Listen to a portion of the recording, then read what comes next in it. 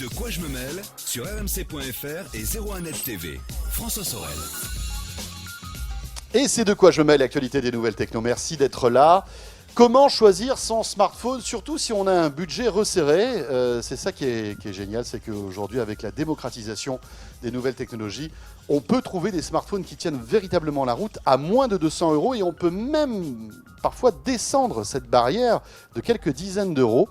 On va en parler avec ce classement que vous pouvez retrouver sur 01net.com dès maintenant, le classement des meilleurs smartphones à moins de 200 €. Et notre ambassadeur de ce classement, c'est Raphaël Grabli. Salut Raphaël. Salut François. Alors Raphaël, c'est vrai, on le disait, hein, ce classement n'était même pas envisageable il y a encore 2-3 ans. Hein, Ouais, il n'y avait rien à moins de 200 € en termes de non, smartphone. c'était difficile. On avait vraiment ce qu'on pouvait se payer par défaut, on va dire. Et en fait, depuis quelques années, enfin quelques mois, il y a vraiment un marché à part entière qui s'est créé. Il y a des marques à part entière, on verra dans ce classement. On ne retrouve pas forcément les grands, les LG, les Samsung, bon Apple, on n'en parle même pas. Mais il y a des marques, il y a des Français, hein, il y a Wiko par exemple qui est bien représenté. Et en fait, surtout, on peut vraiment se payer des bons smartphones, des smartphones équilibrés, ou alors on peut choisir une fonction, voilà, un smartphone très autonome, assez performant, assez bon en photo, et surtout, ils sont tous 4G, il faut quand même le noter, donc vraiment, les smartphones 3G maintenant, c'est quand même quasiment fini, sauf dans les tout premiers prix à 50-60 €. Voilà, donc ce ne sont pas des smartphones au rabais. Il ne faut pas avoir honte de se dire, tiens, on a un budget de 200 € pour un smartphone, on peut avoir des trucs très sympas. Ouais. Et on va s'intéresser donc à ce classement, Raphaël. Alors sur 01net.com, vous avez un classement avec les 10 meilleurs smartphones. On ne va pas vous proposer les 10 meilleurs, mais simplement les 5 premiers, voilà, ouais. Ce qui est déjà pas mal. Hein. Ce qui est déjà bien, et dans ces 5 premiers, on a vraiment des bons appareils à l'usage. Voilà, quand on les prend, ils tiennent vraiment la route, même par rapport à des appareils un petit peu plus chers. En général, alors, ils ont tous un point commun, c'est assez étonnant, ils sont tous très grand format. C'est des phablettes, en fait, ils sont 5,5 pouces. Donc c'est vraiment une tendance sur les smartphones. Ouais. Alors effectivement, en fait, ça joue aussi sur l'autonomie. Donc c'est ce qui les pousse un peu à remonter dans le classement, puisqu'ils sont tous assez autonomes. Pourquoi 5,5 pouces, Raphaël? Parce que c'est peut-être aussi la diagonale d'image aujourd'hui la plus utilisée, donc forcément peut-être la moins chère à produire ou la plus oui, alors c'est plus une tendance peut-être, parce qu'il n'y a encore pas si longtemps, on était peut-être plus sur du 5 pouces, mais on voit bien que ça monte encore. Évidemment, on était à 4 pouces il n'y a pas si longtemps, c'est monté à 5. On voit bien que même chez Samsung, par exemple, ce qu'ils ont sorti, c'est déjà des formats beaucoup plus grands, avant même les versions Note qui vont arriver en août. Donc, on est encore sur une tendance à vraiment des formats de plus en plus grands. Donc, 5,5 pouces, oui, c'est sûrement ce qui va devenir le format de référence dans les prochains mois. Alors, numéro 5 de ce classement, les amis. Alors, vous verrez, le numéro 1, c'est quand même une petite surprise. Ouais. Numéro 5, eh bien, c'est la marque marseillaise, française, enfin marseillaise. Enfin, oui, voilà. Presque marseillaise, enfin, marseilleux-chinoise. Marseilleux-chinoise, on ne sait pas trop, c'est Wiko, bien sûr. C'est Wiko, évidemment, donc avec le Pulp Fab 4G, donc qui coûte 179 €, donc on est vraiment en dessous des 200 € là, qui est vraiment un smartphone équilibré.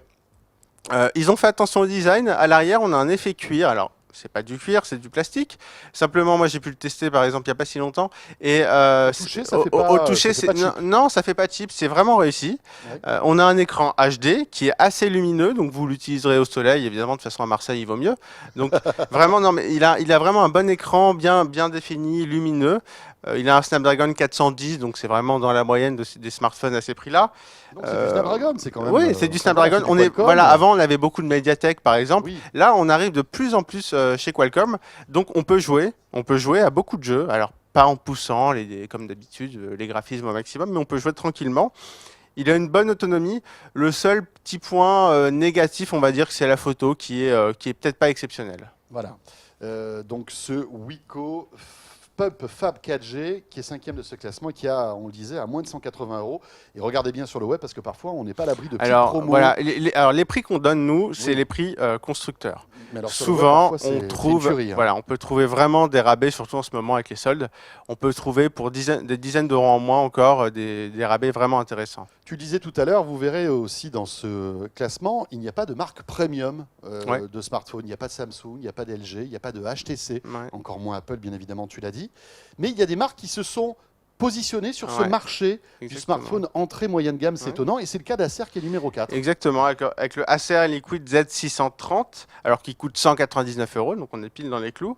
En fait, le smartphone en lui-même, il n'est pas forcément hyper sexy. Il a un design assez classique, assez sobre. Par contre, en fait, c'est un monstre en endurance. Et là-dessus, Acer, ils ont tout misé sur la batterie. Ils ont mis une batterie de 4000 mAh, Ah, qui est 4000 en mAh. plus amovible. Donc, c'est-à-dire que si vous en prenez deux, là, vous êtes tranquille pour au moins un week-end, voire deux. En fait, en autonomie polyvalente, il a fait 11h30. Pour vous donner une idée, une bonne autonomie polyvalente, c'est 8 heures. Ah oui. Donc il est vraiment largement au-dessus de la mêlée. C'est un des champions, mais toutes catégories confondues, hein, même dans les hauts de gamme, en autonomie. Donc si vous voulez un smartphone autonome à bon prix, vous ne faites pas d'erreur avec celui-là. Il est bon pour les jeux aussi, il est assez puissant. Donc vous pourrez jouer assez tranquillement, il n'y a aucun souci. L'écran HD est correct, il est moins lumineux par exemple que le Wiko, ce qui explique aussi peut-être d'un côté l'autonomie. Donc voilà, c'est vraiment le smartphone qui dure. Voilà. Alors bien évidemment, on ne l'a pas évoqué, mais tous ces smartphones tournent sous Android. Vous vous en doutez bien. Numéro 3. Presque. Oui, sauf le dernier. Bon, Ce ça sera y est, une on petite a surprise. tué Oh là là, on a tout dit. On a tué le suspense un peu, mais bon. Oui, c'est vrai, parce que là, si on fait... Ah oui, à moins que ce soit un smartphone sous Tizen. Dizaine, ouais, pourquoi pas, Peut-être, on va voir. Enfin, on garde le suspense. Numéro 3, eh bien, c'est encore une marque française, enfin. Ouais, toujours voilà. C'est Alcatel. Alcatel, qui s'est vraiment renouvelé de façon assez remarquable depuis 1 ou 2 ans. Et donc c'est le One Touch Idol 3 dans la version 5,5 pouces. Il y a une version 4,7 pouces un peu plus petite. C'est celui-là qui remonte dans le classement. Pareil, il est à 199 €. Moi, c'est un peu mon coup de cœur, hein, personnellement. J'adore le design qui est assez sobre, parfaitement symétrique, avec un plastique là aussi un peu façon métal brossé. C'est assez réussi. Ouais. Il est très fin. Il fait pas smartphone d'entrée de gamme. Pas du tout. Enfin voilà, il Non. a une finition assez haut de gamme. Il a une super jolie finition. Il est très fin, il fait moins de 8 mm. Alors, il a un petit gadget, côté gadget, il est réversible. En fait, il y a un micro et un haut-parleur des deux côtés, ce qui fait que quand on nous appelle, on peut répondre en le prenant dans n'importe quel sens. Bon, c'est sympa, voilà. c'est mignon, mais c'est pas non plus incroyable. Toujours parmi les gadgets, il y a la reconnaissance oculaire. Qui fonctionne bien, qui est un peu plus lente, par exemple, que certains qui fonctionnent par des empreintes digitales. Le téléphone nous détecte en fait par notre regard. Exactement, en fait, voilà, il se déverrouille par le regard. Ça fonctionne, c'est un peu plus lent. Il a un écran Full HD, c'est assez rare. Surtout pour du 5,5 pouces, ça peut faire la différence parce que sur des formats un petit peu assez grands comme ça, qui est très lumineux. Le Snapdragon 615, donc là on monte, on est encore un peu plus puissant qu'avant. Qui donc est assez puissant, mais qui se limite un peu au niveau des jeux, justement à cause de cet écran Full HD qui vient un peu pomper de l'énergie. Donc au niveau des jeux, c'est bien, mais on ne jouera pas forcément aux jeux les plus gourmands non plus. Il est un peu juste en autonomie, ça aussi c'est forcément la conséquence de l'écran Full HD. On veut un processeur assez puissant, un bon écran, forcément au niveau de l'autonomie ça se paye. Mais ça reste malgré tout correct. Ça reste correct. Bah oui, non, dans le top 5, on tiendra une journée, peut-être en finissant un petit peu sur les rotules, mais enfin ça ira. Il est assez bon en photo et vidéo, donc là au-dessus, il est assez complet. Il y a un petit bémol, c'est que son DAS, le débit d'absorption, il est à 1,6 watts par kilogramme sur la limite de 2. Donc ça peut faire une petite différence pour les gens qui sont sensibles aux ondes. Voilà, souvent on n'en parle pas trop du DAS, c'est le petit truc qui est écrit en tout petit et dont tout le monde se fiche un peu. La puissance d'émission du téléphone. Exactement. Et parfois il faut y faire attention. Bon là évidemment on est en dessous de la limite réglementaire. Hein. Oui, on est même à 50% puisque c'est 2, hein, rappelons-le. C'est 2, voilà. Donc là il a 1,6, donc on est en dessous, mais il est sensiblement au-dessus des autres. Donc voilà, les gens qui sont sensibles à ça, ça pourra peut-être jouer en sa défaveur. De toute façon, on vous conseille, vous le savez, de ne pas téléphoner avec votre téléphone sur l'oreille, mais avoir toujours un kit toujours un kit main libre, surtout avec la 4G, avec le Wi-Fi, etc. Et surtout si vous êtes en pleine cambrousse et que vous n'avez pas beaucoup de réseau, alors là, ça c'est le conseil qu'on peut vous donner. Parce que c'est justement quand vous n'avez pas de réseau que le téléphone va émettre au maximum pour joindre le premier émetteur qui est loin, et là vous vous en prenez plein la tête. Oui, moi ce que je fais sinon, je mets sur haut-parleur aussi. Tout simplement. Voilà. Si on n'a pas de ces écouteurs sur ça, on se met sur haut-parleur, c'est plus simple. Alors Raphaël, il se trouve que parallèlement à ce comparatif, le nouveau Idol d'Alcatel vient de sortir, le 4, qui vient d'arriver à la rédaction, ou qui est en passe d'arriver. Ça sera sans doute une bonne surprise, comme souvent. Par contre, il y a une petite montée en gamme, donc une montée en prix. Voilà. Donc là, on dépasse la barre des 200 On va €. dépasser. Ça va être vraiment un... Enfin, il a de bonnes chances d'avoir une bonne note parce que c'est un smartphone qui a l'air assez costaud, à moins d'une déception. Mais là, par contre, on sera au-dessus de 200 €. Voilà pour ce Alcatel numéro 3. Numéro 2 de ce podium des smartphones à moins de 200 €, eh bien c'est encore Wiko. Ah ouais, on retourne chez Wiko. En même temps, c'est un peu normal parce que Wiko, c'est un peu quand même sa marque de fabrique de faire des smartphones dans ces eaux-là. Et puis aussi parce qu'on aime bien Marseille. Donc Et voilà, il n'y a pas de raison. Donc c'est le RISFab 4G qui coûte une fois de plus 199 €. Là, il correspondra peut-être pas à tout le monde. Il est assez imposant.